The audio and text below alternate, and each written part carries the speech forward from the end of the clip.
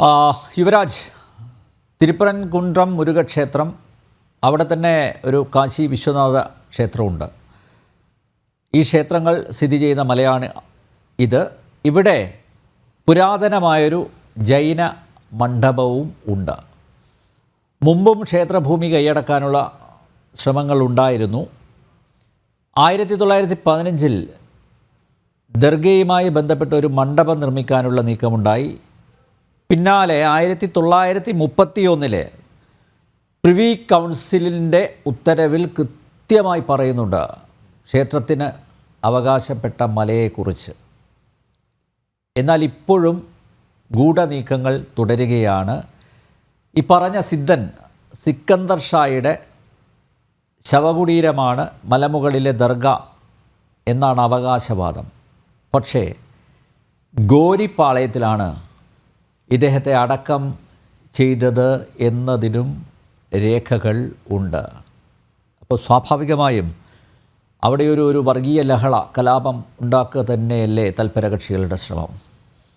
തീർച്ചയായിട്ടും ഇതിപ്പോൾ നമുക്കിതിനെ വളരെ നിസ്സാരമായിട്ട് എടുക്കാൻ സാധിക്കില്ല. കാരണം തിരുപ്പരൻകുണ്ട്രം എന്ന് പറയുന്നത് മുരുകൻ്റെ 6 പടയ വീടുകൾ. ഇപ്പോൾ മുരുകനെ സംബന്ധിച്ചിടത്തോളം, ഇപ്പോൾ നമ്മളിപ്പോൾ അയ്യപ്പനെ സംബന്ധിച്ചിടത്തോളം ഏറ്റവും വലിയ ആരാധന എന്ന് പറയുന്നത് നമുക്കറിയാം 41 ദിവസം നീണ്ടു നിൽക്കുന്ന മണ്ഡലകാലവുമായി ബന്ധപ്പെട്ട് ശബരിമലയിലാണ് അതുള്ളത്. അതുപോലെ തന്നെ മുരുകൻ എന്ന് പറയുന്ന സമയത്ത് തന്നെ പളനിമല പോലെ തന്നെ ഏറ്റവും പ്രസിദ്ധമായിട്ടുള്ള ഒന്നാണ് 6 പടയ വീടുകൾ എന്ന് പറയുന്നത്. ഈ 6 പടയ വീട് ദർശനം നടത്തിയെടുക്കുക എന്ന് പറയുന്നത് മുരുകഭക്തരെ സംബന്ധിച്ചിടത്തോളം, മുരുകഭക്തരെ എന്നല്ല ഏതൊരു ഹിന്ദുവിനെ സംബന്ധിച്ചിടത്തോളം വളരെ ശ്രേഷ്ഠമായിട്ടുള്ള കാര്യമാണ്. കാരണം 6 പടയ വീട്, ഈ 6 ക്ഷേത്രങ്ങളിൽ ദർശനം നടത്തി കഴിഞ്ഞാൽ അത് വലിയ സൗഭാഗ്യമെന്നാണ് ഹൈന്ദവ വിശ്വാസികൾ എല്ലാവരും തന്നെ കരുതി പോകുന്നത്. അപ്പോൾ അതുകൊണ്ട് തന്നെ അതൊരു ഏതെങ്കിലും ഒരു ക്ഷേത്രവുമായി ബന്ധപ്പെട്ടിട്ട് അതിൻ്റെ അടുത്ത് ഉണ്ടായിരിക്കുന്ന ഒരു പ്രശ്നം എന്നുള്ള നിലയിൽ നമുക്കതിനെ എടുക്കാൻ കഴിയില്ല. ഇപ്പോൾ ശബരിമലയിൽ ഉണ്ടാകുന്ന പ്രശ്നം പോലെ തന്നെ, അല്ലെങ്കിൽ പത്മനാഭസ്വാമി ക്ഷേത്രം പോലെ തന്നെ, പളനിയിൽ ഉണ്ടാകുന്ന ഒരു പ്രശ്നം പോലെ തന്നെ അതേ പ്രാധാന്യത്തോടു കൂടി നമ്മൾ കാണേണ്ടുന്ന ഒന്നാണ് ഈ തിരുപ്പരൻകുണ്ട്രം എന്ന് പറയുന്ന ആ ക്ഷേത്രത്തിൻ്റെ 6 പടയ വീടുകളിലൊന്നായിട്ടുള്ള ആ ക്ഷേത്രത്തിൻ്റെ പരിസരത്തുണ്ടായിരിക്കുന്നത്. 6-ാം നൂറ്റാണ്ടിൽ പണി കഴിപ്പിച്ച ക്ഷേത്രമാണ്. അതും പാണ്ഡ്യരാജാവ് പണി കഴിപ്പിച്ചു എന്നാണ് വിശ്വസിക്കപ്പെടുന്നത്. അപ്പോൾ അത്രയും ചരിത്ര പ്രധാനമുള്ള ഒന്ന്. തീർച്ചയായിട്ടും അത് വേണ്ട രീതിയിൽ ഇപ്പം നമുക്കറിയാമല്ലോ, ഒരു കുംഭമേള നടക്കുന്നതൊക്കെ സമയത്ത് എത്രയോ കോടിക്കണക്കിന് ജനങ്ങളാണല്ലേ അവിടെ വന്നു പോകുന്നത്. അപ്പോൾ ആ തലത്തിൽ തന്നെയും ലോകത്തുള്ള മുഴുവൻ ഹിന്ദുക്കളുടെയും ശ്രദ്ധ ആകർഷിക്കാൻ പറ്റുന്ന കേന്ദ്രങ്ങളിൽ ഒന്നായിട്ട് നിൽക്കുന്നത് കൂടിയാണ്. അപ്പോൾ അത്തരത്തിലുള്ള ഒരു സ്ഥലത്താണ് പെട്ടെന്നൊരു സുപ്രഭാതത്തിൽ ഇത് ഞങ്ങളുടെ ദർഗയാണ്, ഇതാണെന്നൊക്കെ പറഞ്ഞും കൊണ്ട് ഒരു കൂട്ടർ വരികയും അവിടെ വളരെ വ്യക്തമായിട്ട് ഓക്കെ ശരി നിങ്ങളുടെ ഒരു ദർഗയാണ് എന്നൊക്കെ അവകാശപ്പെടുന്നത് ഓക്കെ, എന്തടിസ്ഥാനത്തിലാണ് ഈ ആടിനെയും കോഴിയൊക്കെ കൊണ്ടുപോയിട്ടൊരു ക്ഷേത്രത്തിൻ്റെ മുകളിൽ വെച്ചിട്ട് അറുക്കാൻ വേണ്ടിയിട്ട് ശ്രമം നടത്തുന്നത്? തീർച്ചയായിട്ടും അത് പ്രകോപിപ്പിക്കുക എന്ന് പറയുന്ന ഒരു ഒറ്റ ഉദ്ദേശത്തോടു കൂടി മാത്രമാണ്. ഇനി പ്രകോപിപ്പിക്കാനല്ല എന്നുണ്ടെങ്കിൽ രഹസ്യമായിട്ട് എന്തെങ്കിലുമൊക്കെ ചെയ്യാൻ പാടില്ല. അപ്പോൾ ഇത് കാണിക്കുക, അവിടെ പ്രകോപനം സൃഷ്ടിക്കുക എന്ന് പറയുന്ന ഒരൊറ്റ ഉദ്ദേശത്തോടു കൂടി മാത്രമാണ് അത് നടക്കുന്നത് എന്നുള്ള കാര്യം സ്പഷ്ടമാണ്. കാരണം അത് ഒരു കൂട്ടം ആൾക്കാർ ഈ പറയുന്ന പോലെ പ്രകോപനപരമായിട്ട് ഇത്തരം ഇതുമായിട്ട് അങ്ങോട്ട് പോകുന്നു. നിങ്ങളുടെ ക്ഷേത്രത്തിൻ്റെ മുകളിൽ വെച്ചിട്ട് ഇതിനെ അറക്കാൻ പോവുകയാണ്, അവിടെ ഒരു മൃഗബലി നടത്താൻ പോവുകയാണ് എന്ന് പറയുന്നൊരു സാഹചര്യം ക്രിയേറ്റ് ചെയ്യുന്നു. അവർക്കറിയാം തീർച്ചയായിട്ടും എതിർപ്പുണ്ടാകുമെന്ന്. പുറകെ ഇടപെടാൻ നിൽക്കുന്നതാരാണ്? SDPI പോലുള്ള വിധ്വംസക ശക്തികളാണ് അതിൻ്റെ പുറകിൽ ഇടപെടാൻ വേണ്ടി നിൽക്കുന്നത്. അപ്പോൾ ഇതിൻ്റെ പുറകിൽ വളരെ കൃത്യമായിട്ടൊരു സ്ക്രിപ്റ്റ് ഉണ്ട് എന്നുള്ള കാര്യം സ്പഷ്ടമാണ്.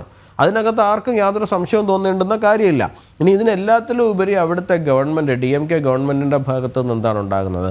നോക്കൂ, ഇത്രയും 1500 വർഷത്തിന് മുകളിൽ പഴക്കമുള്ള, ഇത്രയും പ്രാധാന്യമുള്ള ഒരു ക്ഷേത്രം.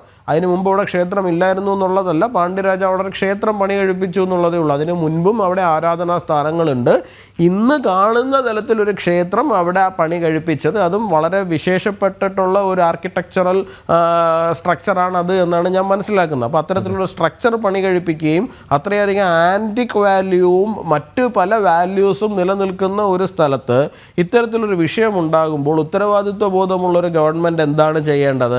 ആ വിഷയത്തിനെ പരിഹരിക്കുക സ്ഥാപിക്കുവാൻ വേണ്ടിയിട്ടാണ് ശ്രമം നടത്തേണ്ടത്. പകരം അവിടുത്തെ മന്ത്രിയും MLAയും ഈ പറയുന്ന മുസ്ലിം നാമധാരികളായിട്ടുള്ള ആൾക്കാർ അവിടെ പോവുകയും വീണ്ടും പ്രകോപനപരമായിട്ടുള്ള കാര്യങ്ങൾ നടത്തുകയാണ് ചെയ്യുന്നത്. അവർ പറയുന്നത് എന്താണ്, ഇത് വഖഫ് ഭൂമിയാണ്, ഇത് വഖഫ് ഭൂമി ആയതുകൊണ്ട് ഞങ്ങൾ ആ തലത്തിൽ അതിനെ കയ്യേറാൻ പോവുകയാണ് എന്നൊക്കെയുള്ള തലത്തിലുള്ള വെല്ലുവിളിയാണ് അവിടെ നടത്തിക്കൊണ്ടിരിക്കുന്നത്. നമ്മുടെ സ്നേഹത്തിൻ്റെ കട തുറന്നു വെച്ചിരിക്കുന്ന മുതലാളിയുടെ ഏറ്റവും വലിയ പാർട്ട്ണർമാരിൽ ഒരാളെന്ന് പറയുന്നത് ഈ പറയുന്ന DMK ആണ്. ആ DMKയുടെ ഗവൺമെൻറ്റാണ് ഇത്തരത്തിലുള്ള വളരെ ഓപ്പണായിട്ടുള്ള പ്രകോപനപരമായിട്ടുള്ള വെല്ലുവിളി നടത്തുന്നത്. വഖഫ് ഭൂമിയാണ് എന്ന് പറഞ്ഞുകൊണ്ടാണ് അവർ ആ ഒരു നടപടികളിലേക്ക് പോയിരിക്കുന്നത്. ഈ എന്തടിസ്ഥാനത്തിൽ ഇത് വഖഫ് ഭൂമി എന്ന് പറയുന്നത്? 6-ാം നൂറ്റാണ്ടിൽ ക്ഷേത്രം പണി കഴിയുന്ന സമയത്ത് ഇസ്ലാം മതം ഈ ഭൂമിയിൽ ജനിച്ചിട്ട് പോലും ഉണ്ടാവില്ല എന്നേ. പാണ്ഡ്യരാജാവിൻ്റെ കാലഘട്ടത്തിൽ അവിടെ ക്ഷേത്രം പണിയുന്ന കാലഘട്ടത്തിൽ ഈ പറയുന്ന ഇസ്ലാം എന്ന് പറയുന്ന മതം ലോകത്ത് ഉണ്ടായിട്ട് പോലും ഉണ്ടാവില്ല. ലോകത്തുണ്ടായി കഴിഞ്ഞതിന് ശേഷം വേണമല്ലോ അത് ഭാരതത്തിലേക്ക് കടന്നു വരാൻ വേണ്ടിയിട്ട്, പിന്നീടുള്ള അധിനിവേശങ്ങളിലൂടെ കടന്നു വരാൻ വേണ്ടിയിട്ട്. അപ്പോൾ ഇസ്ലാം ഉണ്ടാകുന്നതിന് മുമ്പ്, ഇസ്ലാം ഇന്ത്യയിലേക്ക് വരുന്നതിന് മുൻപ് ഉള്ള ഒരു കാലഘട്ടത്തിൽ അവിടെ ഇത്രയും മഹത്തരമായ ഒരു ക്ഷേത്രം പണിഞ്ഞു വെച്ചിരിക്കുമ്പോൾ ആ ക്ഷേത്രം വഖഫ് പ്രോപ്പർട്ടിയാണ് എന്ന് ഒരു ഉളുപ്പും ഇല്ലാതെ അവിടെ ചെന്ന് നിന്ന് പറയുകയാണ് നമ്മുടെ സ്നേഹത്തിൻ്റെ കടയിലെ ആൾക്കാരും അവിടുത്തെ സോ കോൾഡ് മതേതര ഗവൺമെൻറ്റും. ഇത് തീർച്ചയായിട്ടും പ്രകോപനം സൃഷ്ടിക്കലും വെല്ലുവിളിയും തന്നെയാണ് അവരതുകൊണ്ട് ഉദ്ദേശിക്കുന്നത്. അല്ലാത്ത യാതൊരു സംശയവും നമുക്ക് അതിനകത്ത് ഉണ്ടാകേണ്ട കാര്യമേ ഇല്ല. കൃത്യമായിട്ട് സ്ക്രിപ്റ്റഡ് ആയിട്ടുള്ളൊരു മൂവ്മെൻ്റാണ് അവിടെ നടന്നുകൊണ്ടിരിക്കുന്നത്. അതിനെ എതിർക്കുവാൻ വേണ്ടിയിട്ട് അവിടെ ആൾക്കാർ വന്നിട്ടുണ്ട് എന്നുണ്ടെങ്കിൽ ആ ആൾക്കാർ തീർച്ചയായിട്ടും സ്വാഭിമാനവും സ്വത്വബോധവും ഉയർത്തിപ്പിടിച്ചിട്ടുള്ള ആൾക്കാരാണ്. അവരൊരു വലിയ മറ അവിടെ തീർത്തിട്ടുണ്ട്. ഏത് DMK ഗവൺമെൻറ്റിൻ്റെ ഉരുക്കുമുഷ്ടിയായിരുന്നാലും ശരി തന്നെയാണ്, അവരതിനെ ചെറുത്ത് തോൽപ്പിക്കും എന്നുള്ള ദൃഢപ്രതിജ്ഞയോടുകൂടി നിശ്ചയത്തോടു കൂടി അവിടെ നിൽക്കുന്ന ആൾക്കാരാണ്. ആ ആൾക്കാർക്ക് എല്ലാ തരത്തിലുള്ള പിന്തുണയും നമ്മളിവിടെ നിന്ന് നൽകേണ്ടതുണ്ട്.